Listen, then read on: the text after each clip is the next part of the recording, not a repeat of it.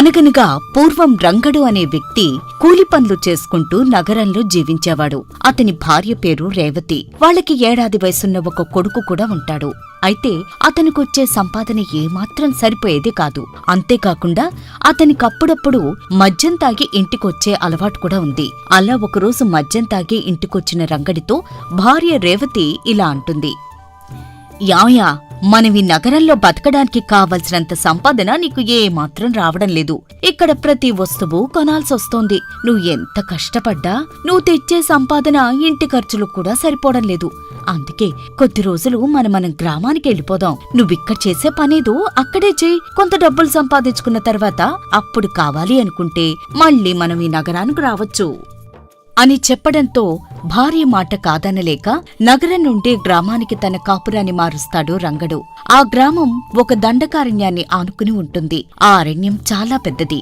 అక్కడ కట్టెలు కొట్టి నగరంలో అమ్మి డబ్బు సంపాదించాలని నిర్ణయించుకుంటాడు. కట్టెలు కొట్టడానికి గొడ్డలి భుజాన వేసుకుని అడవికి బయలుదేరతాడు. ఆ అడవి గుబురు చెట్లతో చాలా భయంకరంగా ఉంటుంది. నరకడానికి అనువైన చెట్టును వెతుక్కుంటూ ముందుకు వెళుతూ ఉంటాడు రంగడు. అంతలో అతనికెదురుగా ఒక వ్యక్తి రావడం చూసి ఇలా అంటాడు, అన్నా, నా పేరు రంగడు. నాకు ఈ అడవి కొత్త. దారులు కూడా సరిగ్గా తెలియవు. కొంచెం ఈ అడవి గురించి వివరంగా చెప్తావానా? అవునా, నా పేరు సెంగయ్య. మా తాతల కాలం నుండి ఈ పక్కనే ఉన్న గ్రామంలో మేము ఉంటున్నాం. ఈ ప్రాంతాన్ని కుంభక వనం అని పిలుస్తారు. ఈ వనం కుంభకుడనే రాక్షసుడిదని, ఆ రాక్షసుడు అరణ్యంలో ఎక్కడో ఓ చోట భూగర్భంలో పెద్ద కోట నిర్మించుకుని ఉంటున్నాడని జనం చెప్పుకుంటూ ఉంటారు. అయితే రాక్షసుని చూసిన వాళ్ళు ఎవరూ లేరు. అతని ఎవరిని ఎప్పుడూ బాధించలేదు. తలవంతలంపుగా ఇక్కడ నివసించే వాళ్ళకే అతని వల్ల మేలే జరుగుతుంది. అతని వల్ల కొందరికి బంగారం దొరికింది. కొందరు కట్టెల కోసం వెళ్తే మామూలు చెట్ల మధ్య అనుకోకుండా చందన చెట్టు దొరికింది. కొందరు కలప కోసం చెట్లు నరిగితే చెట్ల పొదల్లో నగల మూటలు కూడా దొరికాయి. ఇదంతా కుంభకుడు సలవేనని ఈ ప్రాంతంలో ఉండేవాళ్ళంతా అనుకుంటూ ఉంటారు అని అన్ని విషయాలు వివరంగా చెప్తాడు సింగయ్య. ఇక అప్పట్నుండి రంగడు కూడా రోజల్లా కష్టపడి అడవిలో కట్టెలు కొట్టి కలప కోసి తన కుటుంబానికి సరిపడినంత సంపాదించేవాడు. అలా కొన్ని రోజులు గడుస్తాయి. ఒకనాటి సాయంకాలం రేవతి వంట చేస్తూ ఉంటుంది. రంగడు ఇంకా అడవి నుంచి ఇంటికొచ్చే వేళ కాలేదు. పొయ్యి దగ్గర కూర్చుని వంట చేస్తూ రేవతి తన మనసులో ఇలా అనుకుంటూ ఉంటుంది, భగవంతుడా, మాకీ జీవితం సుఖంగానే వెళ్ళిపోతోంది గాని నా భర్త ఇంత కష్టపడటం మాత్రం ఏమీ బాగాలేదు. అసలే శీతాకాలం, పొద్దుపోయి చలికి వణుకుతూ ఇంటికొస్తాడు. మా దగ్గర పుష్కలంగా డబ్బుంటే ఈ బాధ ఉండేది కాదుగా. ఈ పొయ్యిలో ఎర్రగా కాలే బొగ్గులు నాకు బంగారంలా కనపడుతున్నాయి. నిజంగా బంగారమైతే ఎంత బావుంటుందో అనుకుంటూ ఉంటుంది రేవతి. సరిగ్గా అదే సమయానికి ఎవరో తలుపు తట్టిన చప్పుడవుతుంది. తన భర్త మామూలు కన్నా ముందే వచ్చి ఉంటాడనుకుని ఆమె లేచి వెళ్లి తలుపు తీస్తుంది. బయట ఎవరో ముసలివాడుంటాడు. భుజాన గోనె సంచులో ఏదో బరువు వేసుకుని నిలబడి ఉంటాడు. ఎవరితాత నువ్వు? ముందు లోపలికి రా, అసలే చలి. పుణ్యాత్మురాలివి తల్లి, నీ పొయ్యి దగ్గర కాసేపు చలి కాచుకొనిస్తావా? కొంచెంసేపుండి నా దారి నేను పోతాను. చలికి ఎముకలన్నీ బిగుసుకుపోయే తల్లి అంటాడు ఆ ముసలి వ్యక్తి. వెంటనే అతన్ని లోపలికి రానిచ్చిన రేవతి అతనికి కూడా సరిపోయేటట్టు వంట చేస్తూ ఉంటుంది. ఇంతలో ఆ ముసలి వ్యక్తి కూడా పొయ్యికి దగ్గరగా చేరి రేవతిని ఇలా అడుగుతాడు, అమ్మా, మీకంతా ఇక్కడ సుఖంగానే జరుగుతుందా తల్లి? జరక్కేం తాత, ఈ అడవిలో మాకు దొరకందేవుంది. ఇక్కడైతే కాస్త ఖర్చులు తగ్గుతాయని నగరం నుండి ఇక్కడికొచ్చి కాపురం ఉంటున్నాం. కాని మా ఆయన పడే కష్టమే నేను చూడలేకపోతున్నాను అంటుంది రేవతి. కొంతసేపు గడుస్తుంది. వంట పూర్తి కావస్తుంది. తన భర్త వచ్చే వేళ దాటిపోవటం గుర్తొచ్చి రేవతి కారణమేమిటా అని ఆశ్చర్యపడుతూ ఉంటుంది. ఆమె తన మనసులో అనుకుంటున్నది విన్నవాడిలా ఆ ముసలి వ్యక్తి ఇలా చెప్తాడు, నీ భర్త రంగడు రోజు ఇంత ఆలస్యంగా వస్తాడా అమ్మా? అదేంటి, నేను ఆయన గురించి ఆలోచిస్తున్నానని నీకెలా తెలుసు? ఎందుకు తెలియదు తల్లి, ఈ అడవిలో ఉండే అందర్నీ నేను బాగా ఎరుగుదును. మీ ఇంటి పక్క నుండి ఎన్నిసార్లు వెళ్ళాను అని అంటాడు ఆ వృద్ధుడు. ఇక వంట పూర్తయిన కొంతసేపటికి రంగడు ఇంటికొస్తాడు. ఆ వృద్ధుణ్ణి చూసి అతను గుర్తుపట్టనూ లేదు, ఆశ్చర్యపడనూ లేదు. అతను తన భార్యతో ఇలా అంటాడు, ఈ పూట మన ఇంటికి అతిథి వచ్చినట్టున్నాడే. నాకు ఆకలి దహించిపోతుంది. ఆయనకు నాకు కలిపి త్వరగా భోజనం పెట్టు అని అనగానే రేవతి వెంటనే వాళ్ళిద్దరికీ భోజనం వడ్డిస్తుంది. వాళ్ళిద్దరూ భోజనం చేశాక ఆ వృద్ధుడు రేవతితో ఇలా అంటాడు, అమ్మా, నీ వల్ల ఈ పూటకి నా ఆకలి బాధ తీరిపోయింది తల్లి. ఇక నాకు సెలవిప్పిస్తావా? నేను బయలుదేరతాను. చాలా పనులున్నాయి నాకు. ఇంత పొద్దుపోయాక అడవిన పడి ఎక్కడికి పోతావులే పెద్దాయనా? ఈ రాత్రికి ఇక్కడే పడుకో. అసలే చలి రాత్రులు కదా.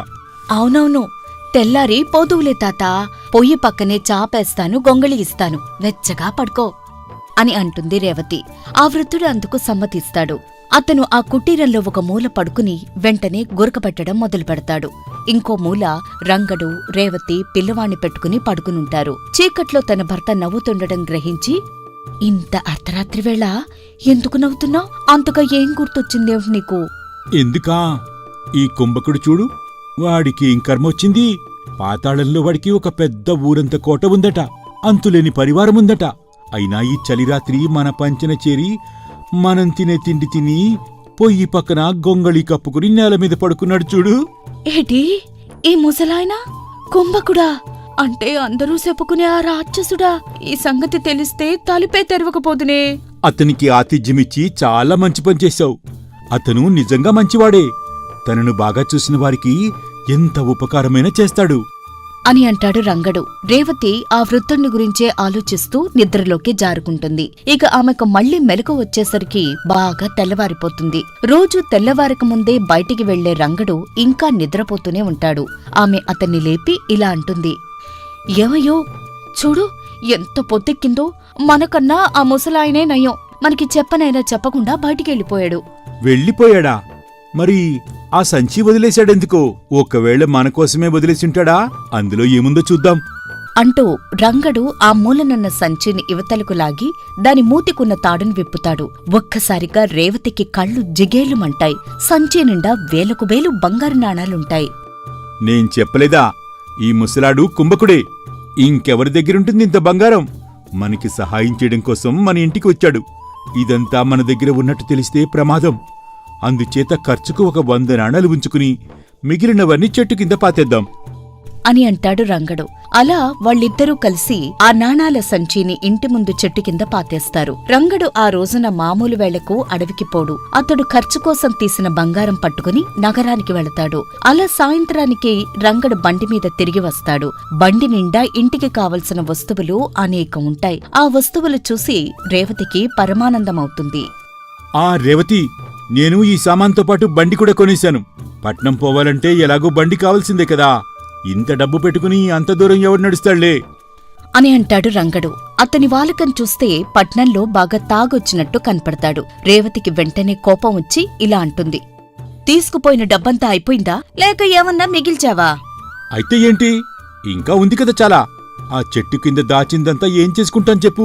ఉన్నదంతా ఇలా అర్థం పర్థం లేకుండా ఖర్చు చేస్తారా ఎవరైనా? రేపు అనే రోజు గురించి నీకసలు ఆలోచనే లేదా? ఆ నన్నడగటానికి నువ్వెవరు? నా ఇష్టం.